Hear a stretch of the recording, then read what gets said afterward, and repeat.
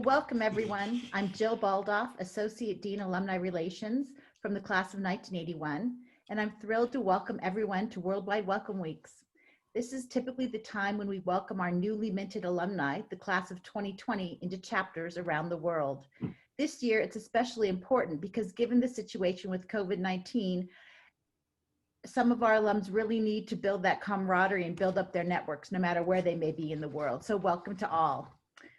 This afternoon, we're especially pleased to bring you a panel of Anderson alumni who are involved in the business of professional sports. And if the pre-planning call is any indication, we're in for an amazing afternoon. Today, we're joined by Joby Branion, 95, CEO and founder of Vanguard Sports, Marissa Daly, 11, VP and General Manager of Media for the LA Rams, and Daniel Kim, 06, Senior Vice President of Media and International Distribution and Strategy for the National Hockey League. Eric Johnson, Faculty Director of the UCLA Anderson Center for Memes, will moderate. Following the formal Q&A, we'll open it up to additional questions from the audience. So please use the Q&A feature at the bottom of your screen to ask those questions. Eric, it's all yours. Thank you so much. I appreciate it. And again, hi to everybody for Worldwide Welcome Weeks. Very much looking forward to this panel. I'm Eric Johnson, been in the sports industry for 25 years. Most of that time with ESPN and involved with UCLA Anderson and Media, Entertainment, and Sports, the Meme Center, for about 5 years now. And thrilled to have this panel. As Jill mentioned, the pre-call was very fun and robust. So, and I'm teaching a class on the impact of COVID on sports and entertainment. So I am as fascinated by this conversation as hopefully all of you are.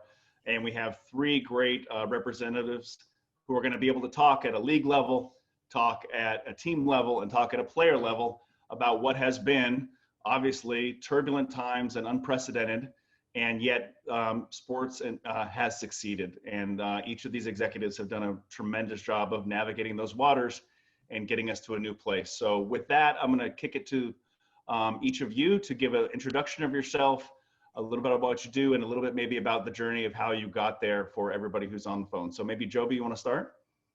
Sure, thanks. My journey, I gotta be honest, I had never had an inkling that I would be doing what I'm doing for a living at any point until the point I decided to do it.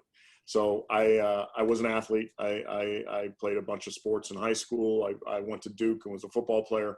I had a shot with the Washington, I guess, football team is what they're called now. Didn't work out. Ended up going back to Duke, worked in the admissions office for about 6 years, decided to go to both business school and law school, precisely because even at that point, I had no idea what I wanted to do with my life. I figured if I got a law degree and an MBA, I'd never have to go to school again, and somebody would hire me to do something. So I came to UCLA, started out in law school, got the MBA starting in the second year, and practiced law at an entertainment firm for a little over a year in Westwood that's now defunct. But in any event, I absolutely hated it. Not because I wasn't being paid well, but mainly because I felt like I wasn't doing anything of any intrinsic value to me. After that first year, an opportunity to become a sports agent dropped in my lap. And then I looked back and realized, you know what, everything I'd done up to that point had put me in the perfect position to take advantage of the opportunity. I started with Lee Steinberg, who is a legend in the business and a UCLA alum. And that's how I started. And I now own my own firm, which I started about 6 years ago. So I've been doing it almost 25 years. That's great. Thank you for that. Marissa, you want to go? Sure. Hi, everybody. Entering my third season with the Rams. What my title actually means I do is I oversee all content production and all platforms we put it on, and then also a lot of our kind of preseason media deals. Before that, I was at Yahoo Sports for 7 years, and I had come out of Anderson into Yahoo on the marketing side the whole time. And then I was a very classic MBA career switcher. I was in finance in New York prior to attending Anderson and knew that I wanted to be in an industry that I was more passionate about, and kind of leveraged my time at Anderson to do that. But obviously since then did marketing, and then now media with the Rams. That's great. Thank you. Dan? Hi, everyone. I'm Dan Kim. I'm in my 9th season with the NHL. I am with the media and international groups. On the media side, I oversee the league's connections with all of our clubs and their local media rights and their strategies across both the US and Canada. And on the international side, I do a lot of media distribution work.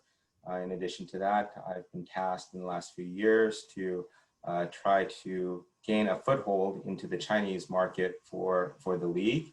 And I have some ancillary responsibilities on top of that. I also oversee the world pre-productions for major NHL events.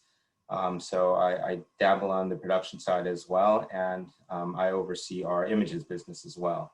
I've been at the league for 9 years, as I mentioned. Prior to that, I was with Fox Sports Net in Century City, and I am a proud Los Angelino. I grew up in the San Fernando Valley. I lived most of my life in Brentwood before I moved out to New York, and it's a pleasure to be here. Oh, and like Joby, I am a recovering lawyer as well, but we don't have to do that today because I don't think it has much bearing. You never recover. Yeah. Yes, it sticks with you forever. Okay, so I'm going to start really broad because I just think it's fascinating for everybody involved. But so Dan, I'm going to come back to you. Obviously, March hits and the rest of the season is put into jeopardy. How you're negotiating with your media distribution partners, and also thinking about coming to, as a league, coming to a situation of trying to save as much as we can in terms of getting the league up and running. And obviously you guys were incredibly successful with the bubbles, and maybe you could just talk through that component and how you, as a league, as an organization, and also as yourself, ultimately navigated that. Sure. I mean, if we all go back about 6.5 months or so, that week where kind of everything shut down, I think, a lot of us have maybe even forgotten because so much has happened since then, but it happened so abruptly. And that was kind of key. I mean, we were chugging along. We got our way through about 3/4 of the season, came into work on that Monday thinking it was a week like any other. And then by Wednesday and Thursday, we're all essentially evacuating and closing down the season. So kind of in that abrupt time, I mean, there was a lot to think about. I mean, no one knew kind of what would happen in the next week, much less the next 6 months or so. And, a lot of it was just kind of trying to figure out where to move next. It wasn't just the league, though. I mean, the timing for us was, a little bit unfortunate at the time as we were looking at it. We were almost jealous of baseball and football because their seasons hadn't started. And we thought they'd be in a much better position because we thought, if we waited out long enough then, or if enough time went by, things would clear up enough for baseball and football to get started, but we're in the midst of our season. And so with that as the backdrop, I mean, we just kind of had to, figure out personally what our lives were going to look like. From an office situation, how we were going to communicate on a day-to-day, and figure out kind of the operational side of it. And then against that backdrop, we also had to figure out kind of what the season would look like as well. And when I mentioned the season, it's not just the league itself, but we're a tapestry of partners.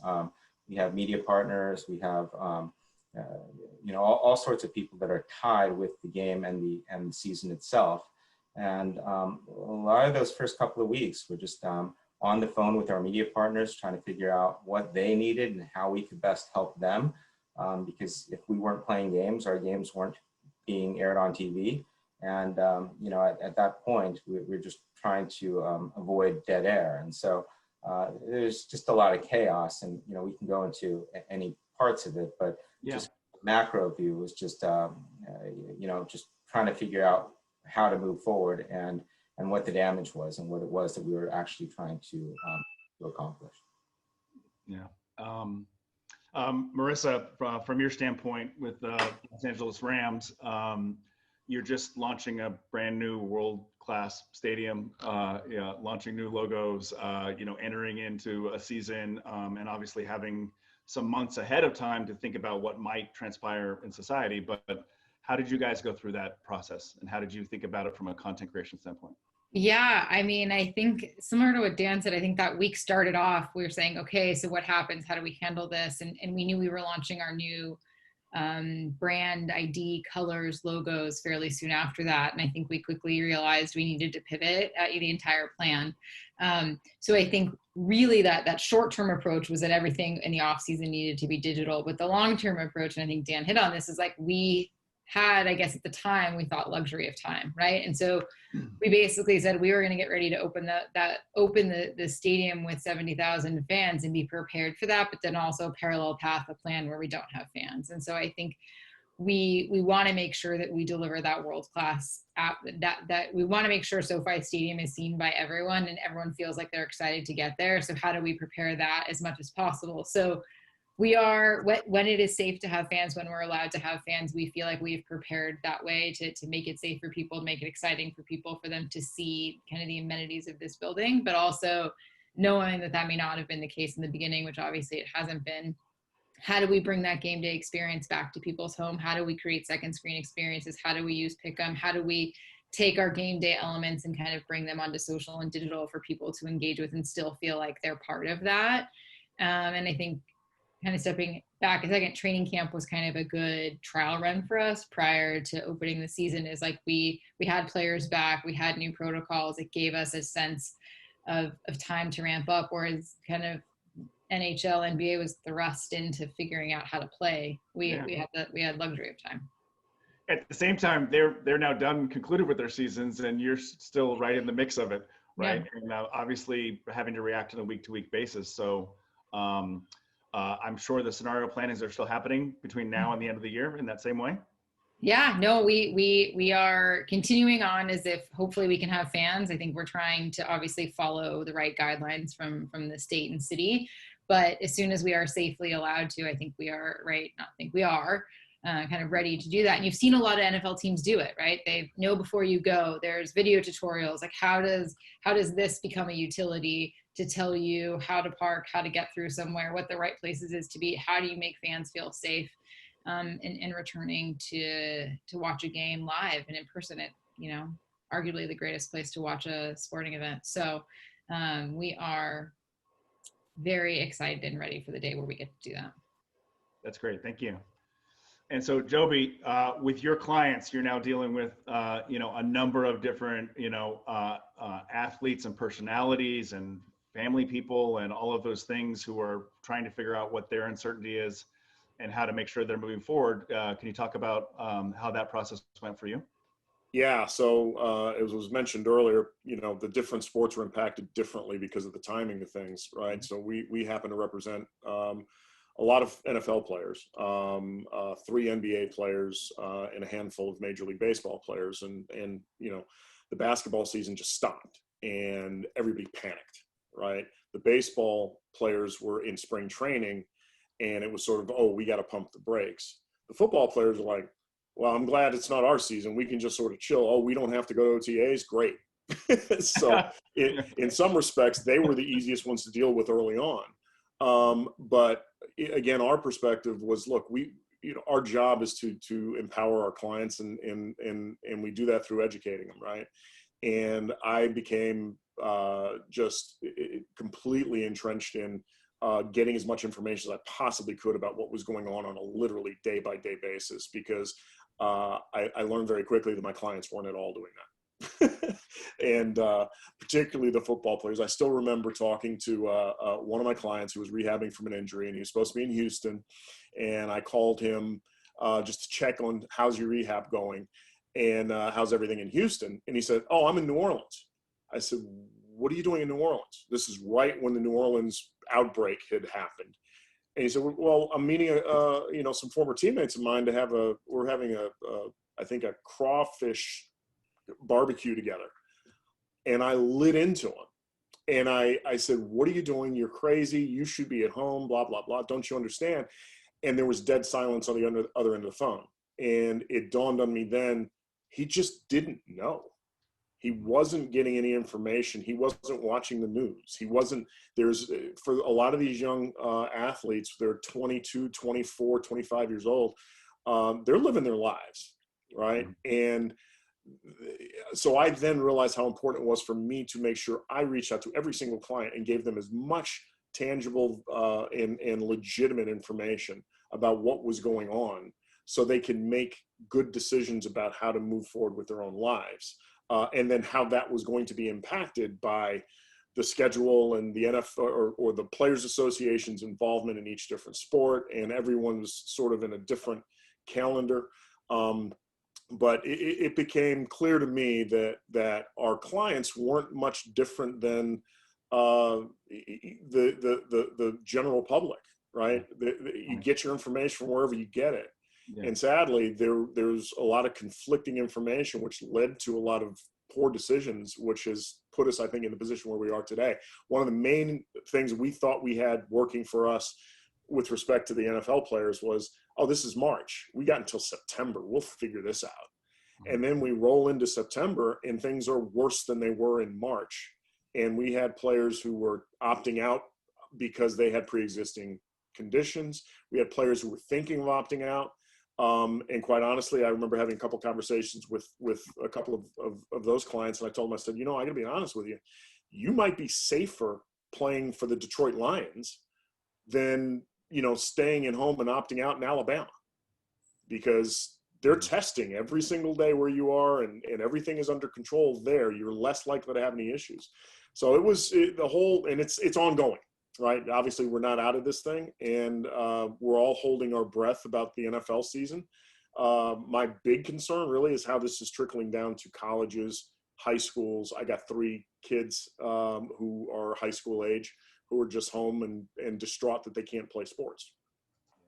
Yeah, the youth leagues were hurt this summer. Well, all travel sports in the same exact manner. So building on that, and this is for any of you to jump in on, sports obviously as a business, as an industry, it's very heavily focused on what the business of sport is. So in that vein, going through this with the uncertainty of that, knowing that each of you have business partners, whether it's PSAs that are a possibility, obviously, Joby, or whether it's for the team and for how you're thinking about the sponsors, Marissa, for the team, and also for leagues or for your media partners, Dan.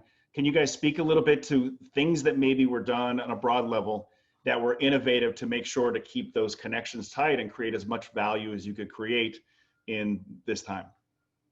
Yeah, I can jump in. I think kudos to our partnerships team, who's very good, but sitting down and having a conversation with our partners, like, what does success look like for you in this environment, right? Like, a lot of companies are impacted in very different ways. So sitting down and understanding like what they are trying to get out of this relationship may have changed in the middle of COVID.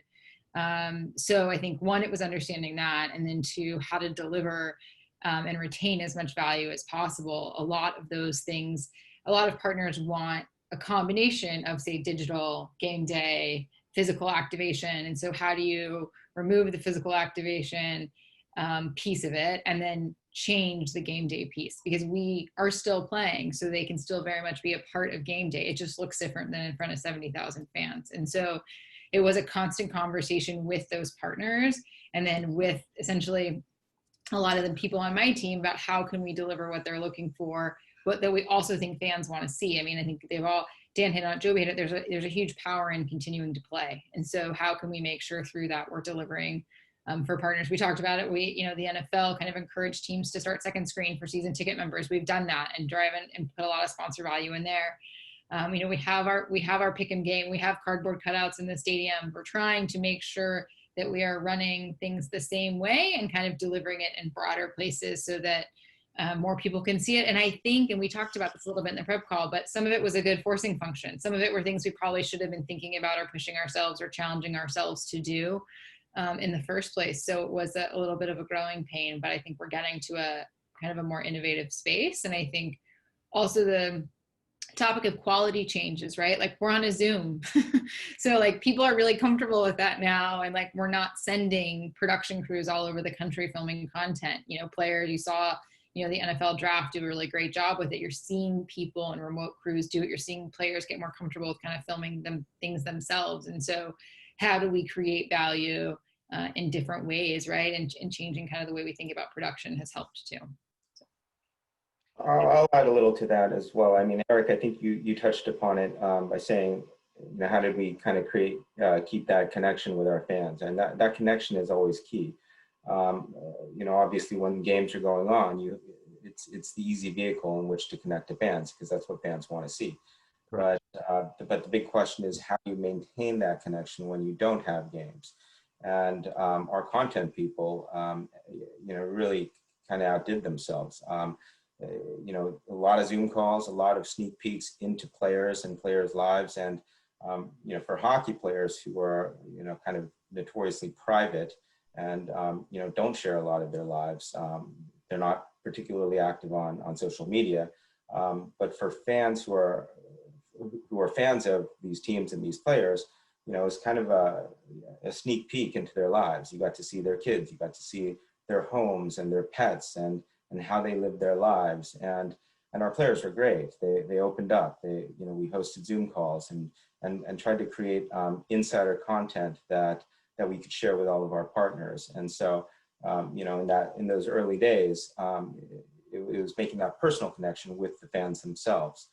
Fast forward a little bit when we're, you know, ready to play our games and enter into our playoffs.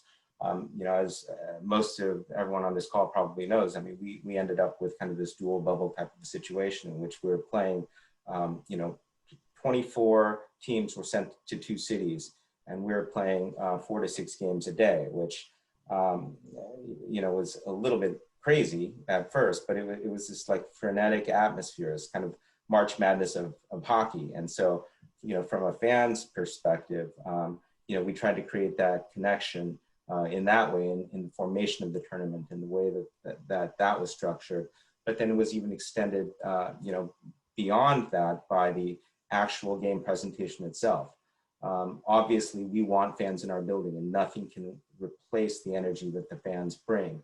But when you take that element away, you know, it opens up possibilities for new camera angles. We had somewhere in the neighborhood of 15 different cameras that weren't possible during normal NHL games, and the way that we you know, did the decor, all of that was kind of made for TV, so we can enhance the you know, the viewing experience for the fans, and it was always with that mindset that we're trying to create that connection with the fans, that we handled every step along the way.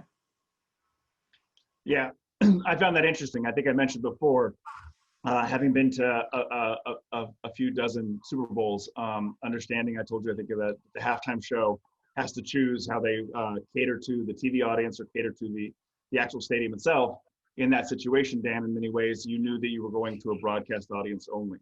And because you were going to be in one location as opposed to you know, having your network, media network distribution partners having to send production trucks to all different cities around during that window, they could focus on 1 or 2 areas where now they could just make sure they had the most enhanced broadcast.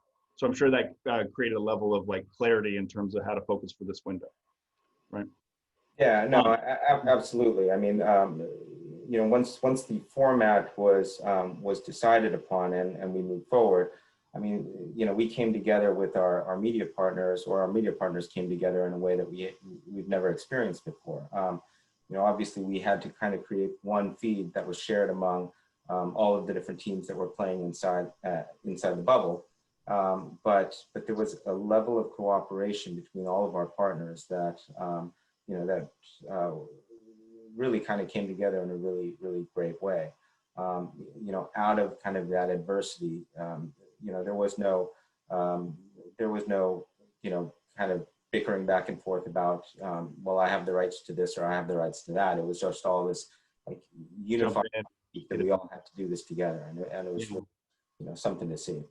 I think one of the things too is you've seen a lot of leagues you've seen other leagues talk to each other more than maybe we typically have, because there is so much we can learn from each other and how we've handled this, and some of the things that the NHL did really well that the NFL should learn from, and vice versa, right? Like we've all been hit at different times with this. So I think one of the things I was talking about that is probably a good forcing function is that different teams, different leagues are kind of opening up to each other more and kind of learning from each other on how we can best serve the fan. Yeah. I would mention, if I could, please. I saw two really dramatic changes of landscape from the player's perspective that over the past 6 months or so. One, on the marketing side, there's traditional marketing from a player perspective, right? You want a shoe deal, you want a trading card deal, you want a deal with Gatorade or what have you. And the impact economically, globally, was such that we had one player I won't mention who came to the end of their shoe deal. And this player is a pretty high level player and was playing at the same level, had been paid $250,000 a year before, and then got a proposed new deal in June for $30,000. And it was like, what are you talking about? Wow. This dramatic pay cut. On the flip side, though, not every industry has been negatively impacted by what's happened, right? There are some industries, tech industries and so forth, that have flourished. So we're now moving our focus from the traditional ones that are struggling because they just don't have the budgets to deliver traditional marketing opportunities to other areas where they're flush with cash and want to do even more to market. So marketing has changed dramatically because of what's happened, and again it's a global phenomenon. But the other thing that I think is really being or has been missed is the platform for players, athletes, given the social upheaval of the country, is just a whole different level. And I happen to represent Von Miller, who's a linebacker with the Broncos, a Super Bowl MVP and pretty high profile guy. He's like Superman, and physically, and he came down. He contracted COVID, and I want to say it was April or May. And we had the conversation after he talked to the doctor, found out he was positive, and we were very concerned about him first. But once we really walked through what the likelihood was of his prognosis and so forth and so on, the next conversation that I had with him was about, well, look, you can keep this private, or you can use your platform to go out and tell the world, hey, look, I'm Von Miller. I'm 30 years old. I am in better shape than probably, well, he didn't have to say it like that, but it's obvious, in better shape than almost everybody else on the planet. And I caught this, right? And he chose to do that. And at that point, he was the highest profile athlete that had contracted it, who had come out and, because he understood the importance of getting the message out. And the reaction was astonishing. And then a few months later, or maybe it was just a month or so later, when George Floyd was killed, and there was this upheaval and literally across the world, he and others felt like it was really their obligation to step up and say something. And it's the first time in history that you had such support for causes that were socially driven, that you didn't just have the high profile guys, you had entire teams, entire organizations that used the platform of sports to make a difference. And I think that everybody that's on this call, that's something that has never happened before, and you're sort of living through some history as it relates to that. Yeah, I think that's really important, and I actually want to double down on that a little bit. I do want to recognize Walter Sylvester, who I think I'm the only one who sees the Q&A, but who is commending all of you and your organizations for how well you've managed social justice and the messaging behind that. I agree, Joby. This is unprecedented in terms of how players and teams and leagues and industries have come together, and the sponsors and marketers who, heretofore have been a little hesitant to step into some of these circles, and yet that has completely changed with their messaging and with the way sponsorship's activated. So I would throw it back to Marissa and to Dan. How did that process happen? I mean, obviously it happened organically, but with George Floyd and everything, there was such great outpour and what felt like incredible connection amongst all the constituents, which is very difficult. Yeah, I mean, I think the Rams handled it in a lot of different ways. I think we really focused first internally and making sure our staff and everyone felt heard. We have one of the most diverse front offices in the NFL, but that doesn't always mean you're inclusive, right? And so something that our organization really pushes. And so we did training with an organization called Rise, and it really opened the dialogue up internally from the players to the front office to everyone, to how to have a conversation, how to learn and talk and discuss things with each other. And I think externally, the Rams have since the Rams returned to LA, really focused on sort of educational inequities, poverty, community police relations. And so it was a matter of how do we continue to amplify those things and storytell around those and make sure that the voices are being heard. And the players got together and decided, the NFL encouraged the bumper on the back of your helmet, that players could individually pick what they wanted to put there. We as a team chose It Takes All of Us. And I think that speaks volumes to the Rams and kind of how they operate. But also, we partnered with Styx, who's a native to Watts and rapper, and we did spoken word with him and our players. We did a PSA around It Takes All of Us, and I think it shows that we're better as a group and better as thinking about not just the LA community, but the country, the world in total. And I think we want to support our players and what they want to do, right? Jalen Ramsey gave $1 million back to a school in Nashville.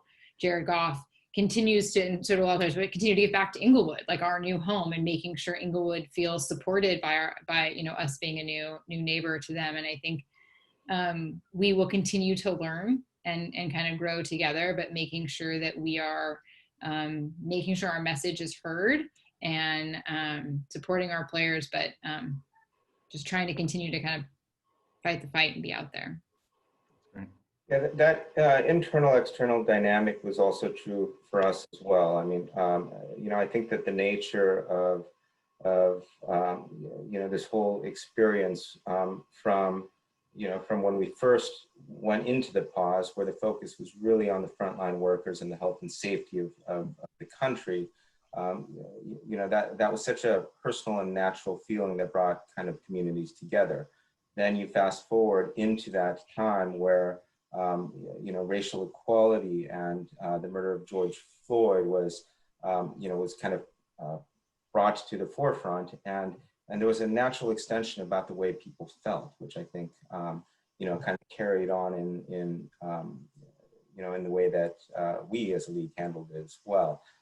Internally, many of the same efforts that Marissa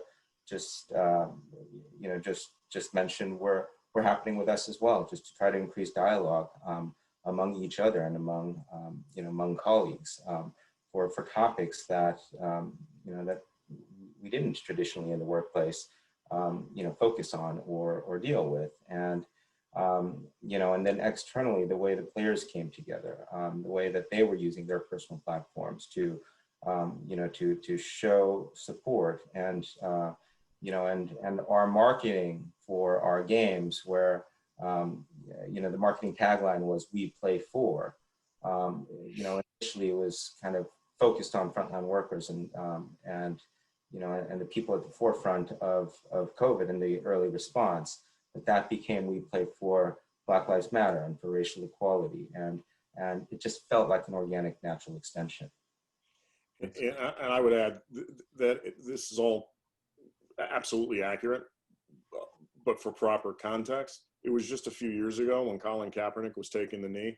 I had one Von Miller decided, after a comment from a major politician who I'll remain nameless right now, felt obligated to take a knee. And he did it for one game and immediately lost sponsors and had this backlash that was pretty palpable and painful. I had another client who raised his fist, who was not nearly at the same level as Vaughn during the national anthem. The next week he was deactivated, and the week after that he was cut. And so the point being that you still have to be very cautious and careful about what your message is and how you deliver it, because you don't want your message to be lost by virtue of an inartful tweet, right? So we've been very cautious, very careful in helping our clients to put themselves in a position where they can get their point across and do it in a way that's that really sticks to their point and doesn't allow for a hijacking of the message. But most importantly, in those days, which was only a few years ago, dramatically different than where we are now. I talked to a team when I had a client who decided he wanted to take a knee, and the team's whole focus was, how do we protect our team? They weren't about protecting the player.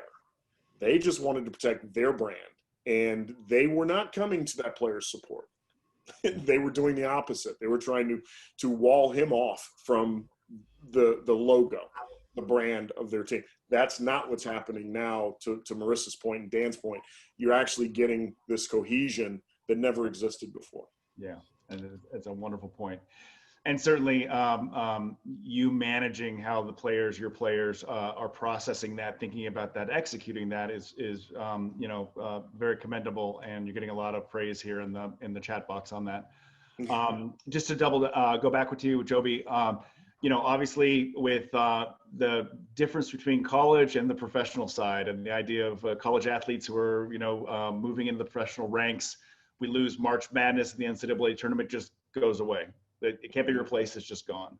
Right. And now we have the NBA draft coming up in a few weeks, and ultimately you have a lot of college football programs who are trying to get through a truncated season to finish as much as they can.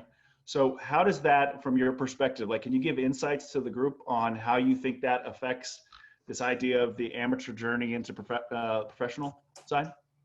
Honestly, just that no one has any answers, right? We don't know how this is going to play out.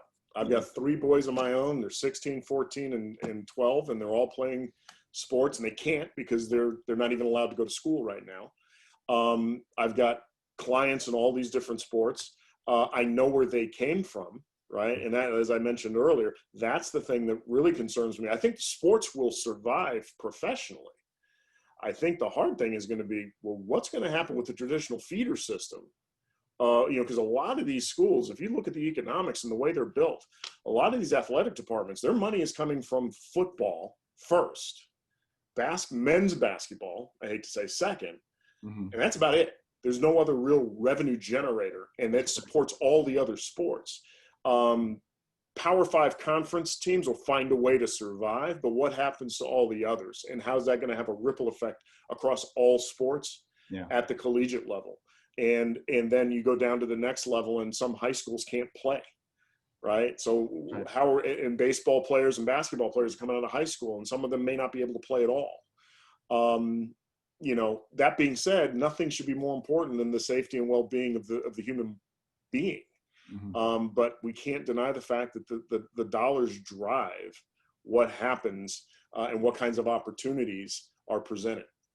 I fear what Stanford already has done, and obviously as a national championship caliber athletic program in many sports, might be a sign of what might be coming, and we don't know yet, but it certainly is worrisome for all those opportunities. I think one thing that's going to be very clear is, and it's probably already been made clear, these aren't amateurs. They're pros. Okay? And I tell all my clients from football to basketball, I said, look, you might have gone to school on a scholarship and they called you an amateur. It's weird though, isn't it, that all of your coaches are being paid a lot of money, and what are they paid to do? Win games. It's not like high school where they were your gym teacher or your history teacher and they were part of the fabric of the school. They are hired to win games, and you are the tool to help them win games. And sadly, again, because they're the workers, it's not much different than what's going on in the meat factories or the meat production company, right? You got to go to work, right? Because you've got to do what you got to do, but you're making money for somebody else. And it's awful.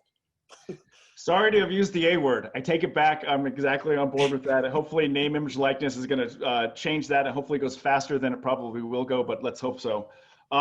Switching gears, and Thomas asked a question that I want to add to. We talked about earlier in this conversation about how some of the things that came out of this window were probably things or models or innovations that needed to happen anyway, right? They're short-term solutions, but ultimately lead to long-term opportunities, to whether it's production of the actual events themselves, which is what Thomas is asking, or whether it's fan engagement or whether it's player opportunity to represent themselves, whether in social and outside of social, and their messaging that they want. Could each of you maybe talk about something that you thought was an innovation that happened that you see as something that potentially is going to be a long-term, this is staying around because this is just great? Sure. I mean, I don't know if I'd say innovation is the right word to describe some of the examples I'll give, but that's fine. I mean, I think I sort of mentioned it that like the days are gone where you feel like you have to send a 5-person film crew to somewhere to get good content. And so what people crave is like, who doesn't want to be a professional athlete? I wanted to be a professional tennis player like my whole life, right? Like, or a basketball player, whatever it may be. The more you can learn about what they're doing and how they're getting through not just COVID, but like, I mean, one of the best pieces of content we did last year was like, I ate like Aaron Donald for a day and guess what happened, right? So like people want to know that those things, right? Broadcasts do an amazing job showing games, right? Like they're pros at showing the game. So what else can we supply fans to like learn more, feel more? For our instance, right, is how do we continue to show a physical building to people who can't physically be there? And so for us, it was how do we continue to make SoFi Stadium the backdrop for so much of what we do? How do we bring fans in? How do we bring the stadium to fans? That I think we'll continue to do when fans can be in the building. And so I think those are things where our digital game day experience will change probably forever, given how we've handled it and the engagement we've seen, because those 70,000 fans in the stadium are super important, but so are hopefully the millions of fans at home watching on TV or their mobile device or however people are watching games these days. So I think that has kind of changed the thought. And then for the Rams too, we've also worked with talent that aren't technically Rams talent. So we launched a show with Coach McVay and Peter Schrager. We are doing a podcast with Les Snead. He's the only active GM, I believe, to have a podcast now. So how can we change the type of content that we're doing to give fans a look inside and kind of give them more than typically we've focused on in the past? That's great. Dan, how about from your perspective? Well, I think tactically speaking, it's a little bit hard to say, what some of the innovations that we've been involved with during this time will stick around for the long term. But, certainly we know some of them are going to go away once we're allowed to have fans in our buildings. The giant screens that basically cover all of the sightlines in the buildings are going to go away. However, there are enhancements to the broadcast that probably we never would have experimented with before that will stick around. But I think that Marissa just touched upon, I think that the common theme that will stick, and that is to find different ways and innovative ways to directly make those contacts with fans. And whether it's in the broadcast itself, whether it's kind of content that's showing an angle to players or teams, behind the scenes type of content that really became very popular over the last 6 months or so. I think we'll see a lot of that continue. And from the club side, we see a lot of innovation from the clubs. Marissa spoke to some of the innovations from her club, but in the hockey realm, during our playoffs, we had really innovative viewing parties at drive-in theaters and ways to bring fans together in a social or in a socially distanced kind of way, and maintaining health and safety, but bringing people together even outside of the games themselves, I think is as well. But this all kind of goes back to kind of bringing communities together and bringing the game closer to individuals. As a theme, I think you'll see a lot more of that, in the long run. I want to read a question from our audience. Trent Hammond asked a question about the idea of just the economic impact of COVID, whether it's attendance, merchandise sales, concessions, lack of games or media rights, or media, broadcasts. Are those short-term able to be resolved, or do you think that has from each of your perspectives, has an impact on what future rights negotiations on a high level, or what player contracts, or just the economics of and the health of the sports industry? Just love your perspectives for your particular one, or for just the industry as a whole. I'll jump in and say that just from a players' perspective right now, again, there's a lot of uncertainty. Recently, I negotiated a deal for DJ Reader, who's a big old defensive tackle who actually just had a season-ending injury this weekend. But he was a free agent and signed this $53 million deal with the Cincinnati Bengals, and built into the contract was a coronavirus clause. Right? And the Bengals are the type of team that just they don't believe in changing their precedent, right? But they had to accommodate our needs because of the circumstances, so to make sure he was protected with respect to the money that they said they were going to pay him, right? And it also affected the negotiation for Keenan Allen. Did a deal for Keenan Allen just before the season started, which was an $80 million contract extension. But it became a very difficult negotiation precisely because the team was like, look, we don't know. We believe the salary cap's going down next year. We know that the franchise tag number for wide receivers is going to go down next year. We know there's a lot of uncertainty. And on the flip side, I'm dealing with Keenan saying, look, we can roll the dice and just play your year out and see what happens next year. But now you're taking the burden of the risk of injury. And I ended up talking to his financial advisor, and he helped me see the forest for the tree. Because as a negotiator, you get into this, you want to win the negotiation when you've got to remember this is about the client, and so Keenan got a deal done, and it was a good deal, $50 million guaranteed and all that. And as his financial advisor said, look, he'll never have to work again. This is what we've been trying to attain for him and his family. And so negotiations are very, very, very different than they've been. And when you saw what happened with Dak Prescott, it just makes you shudder. It's like, geez, maybe he should have gotten that deal done at $150 million with $100 million guaranteed. Yeah, the public sentiment behind him in terms of now you got to get some deal done. I mean, that's the nature of the sport, right? Yeah. Unfortunately. Yeah, I mean, I think you can't think about this year.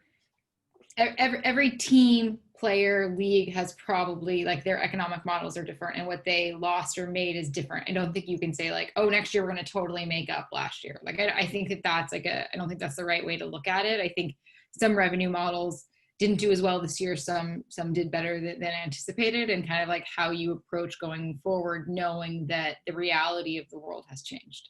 And so I think those topics go into, every time there's a big rights deal, a lot of new factors come into play. How does streaming come into play? How does this come into play? How does this come into play? So I think this is just one more element that gets added into that conversation.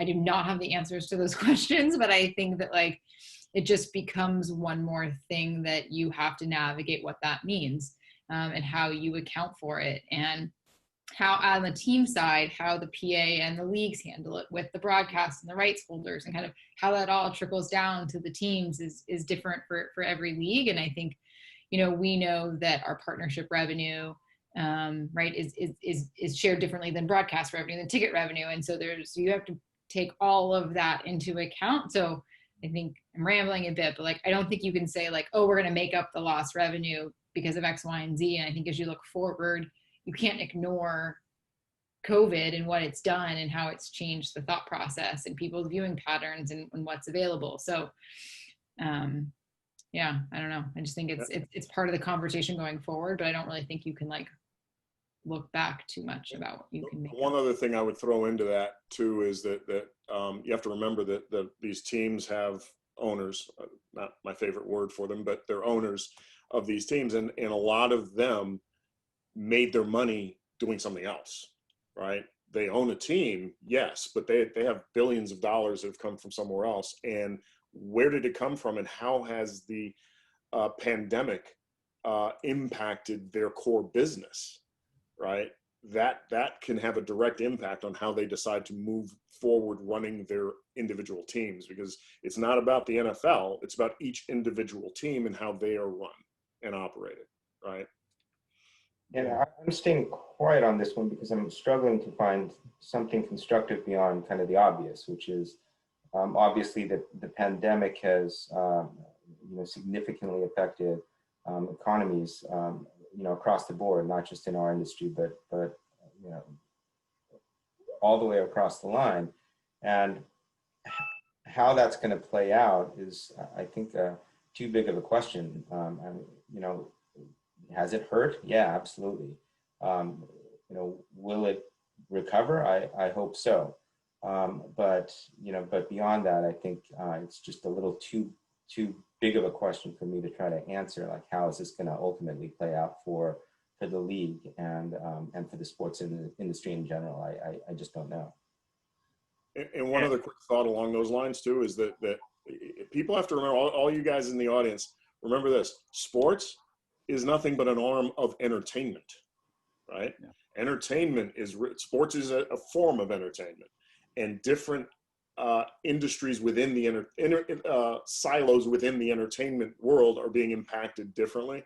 Some of them may have a really difficult time coming back because they don't have the tradition and the you know, the cultural fabric that's tied into, you know, your football team, your baseball team, your basketball team, right? They'll be able to weather the storm perhaps a little bit easier than, you know, production companies trying to make movies. That's a great example, and I know I'm only the moderator, but if I can give a couple of comments on this subject, and having a number of guest speakers for the past 6 months, it's a great point on the entertainment sector is going to be even more hurt. And just because I see a lot of questions that are coming in on this, I don't think there's anything that's an impact in terms of the recent ratings as more sports are on top of one another. There's nothing long-term that I would read into that, and sports rights will go up. It just will. So that's my own point of view, but I'll be right. So measurement of success during this window. A couple of questions that are on this that I'd love to think about as an executive. How do you measure success? And success looks different than it would have looked 6 months ago, a year ago, 2 years ago, but certainly there are positivities that are still happening on a weekly, monthly basis, daily basis with each of you. So, you know, just to guide the folks who are working in other industries and working with other businesses, how should they be thinking about success too? I can go from the team side. I mean, we're still looking to sell the building out for next year, right? There are no, there's no answers as to when and how fans will come back, but that's still a priority for us. So we're still looking at, right, what SSLs look like, what do ticket sales look like for 2021? We have more partners than the Rams have ever had before from a sponsorship perspective. So the team's done a great job bringing in partners. I think, Joby, you mentioned at the beginning, they're not all traditional league partners. So like, how does that look? And what do those deals look like? And how do we you know, how can we bridge the gap between a sponsor coming on and maybe a player coming on as part of that?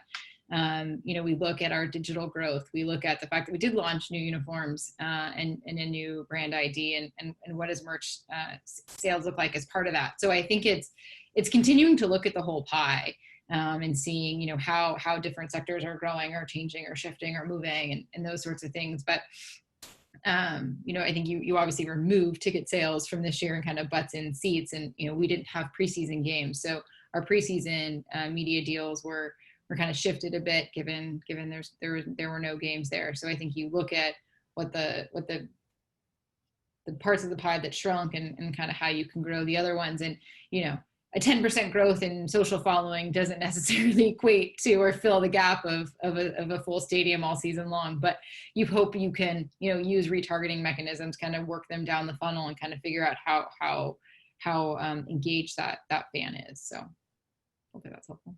Yeah, I think in terms of you know, how we measure success, I mean, a lot of it is in segments as well. I mean, there's absolutely, you have to kind of look at the macro trends and the whole pie.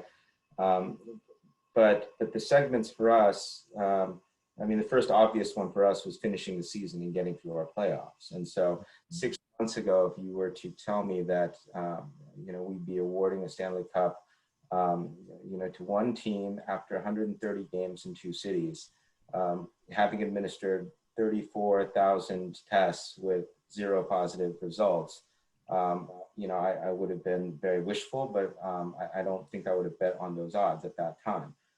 So, you know, September 28th, I think, was the last game of our final. September 29th, I think we took about 1 day to, you know, to kind of breathe a sigh of relief and, you know, maybe pat ourselves on the back just a little bit. But then it's kind of off to the new challenge. And our commissioner just recently, you know, announced that our intention is to come back on January 1st and to play a full season. And so right now we're looking at that as kind of the next segment or the next challenge that we have to kind of overcome, and we've got to figure out. And so, unfortunately, that's just the reality of today, which is, we have to kind of define, what to do next, and then just kind of build towards that. Has the pandemic created, because of the idea that everything is on video now, everything, whether it's through Zoom or through production, or whether innovation in 4K, social, different distribution points, as you think about the world outside of the US, and if it's China, South Korea, we have a couple questions here on that. And I know, Dan, that you work there, but also for the players themselves, Joby, have they thought about themselves and their brand on a more global basis, or has it opened up things for the NFL? Marissa, in terms of thinking, well, now since we're not focused on the stadium now, we do see, you always have to look for new opportunities of growth, especially during times like this. Anything that comes to mind? Well, I can tell the one thing that really comes to mind is this pandemic and this situation has really been such a shock to the system that it's opened the door for me and my team as the agent to have our clients understand that nothing is a given, right? And that you have to understand that playing a sport is nothing more than a vehicle to the rest of your life. And you got to start thinking now a little bit outside the box, right? So one of the things that where they've always been, I don't ever want to play overseas. I don't ever want to, I'm from here. I think they're beginning to realize I got to think a little bit more differently, a little bit more broadly. Now, you have to be a pretty high profile athlete in order to have an ability to have an impact globally. But one of the things I'm trying to work with now is I have a connection with somebody who's connected at the United Nations, right? Where I know they have a real effort to try and put forth, an initiative to make the world understand that this is a collective world and we have to, all work together to try and save it, right? Our athletes are finally hearing that because they just weren't before. It was too easy before. Marissa? That's great. Yeah, no, I mean, Dan probably has the most experience with sort of the international expansion and rights and growth, but we've tried to make a big inroad into China, knowing that was a big market for us, being an LA team, knowing that we want to continue to kind of grow our audience in a market we believe in a market we think there's tremendous growth in. So we did do a lot of custom content, kind of starting with our Super Bowl run and kind of making sure that we were not just sending our US based content over there and paying for someone to kind of put some subtitles on it, but what mattered to the market, who were they interested, what were they learning about? And last year, Taylor Rapp was a rookie who is a Chinese American, born and raised in Washington. And we kind of trailed him all his throughout his rookie season and had planned a 2-week trip with him to Beijing and Shanghai for him and his family. And unfortunately, it was canceled this year, as has a lot of things been canceled. But the hope is that the Rams organization, along with NFL China, can pick that trip back up and make it happen at some point, because we do view the NFL need, the Rams want and think that's a priority, and we'll continue to do so. So that's great. Our league is made up of a significant number of non-North American players, mostly from Europe. But I mean, in terms of maybe a silver lining to the pandemic and COVID, one of the opportunities that we found, and Eric, you asked for examples that kind of came to mind. This is the first one that came to my mind, which is, I mentioned kind of the Zoom calls with players and the sneak peeks, but what we were able to do is, for our broadcasters and for countries in which the NHL is hugely popular, but we can't normally serve them through, kind of individual content productions, we were able to bring Finnish players together and have conversations in their native tongue, and then use that and send that over to, our Finnish partner. And same with Sweden and Germany and a number of different countries, but by focusing that content on those countries, and to do something kind of tailor-made for our broadcasters in those areas, it really turned out to be a kind of a beneficial situation for them. Beneficial in light of kind of pandemic, but we were able to do this. Where in normal years there would be no chance to do something like that. That's great. Well, I think we're up against the hour, so I want to thank each and every one of you very much. And Jill, thank you for being our host today for this. Great responses. This is of the moment.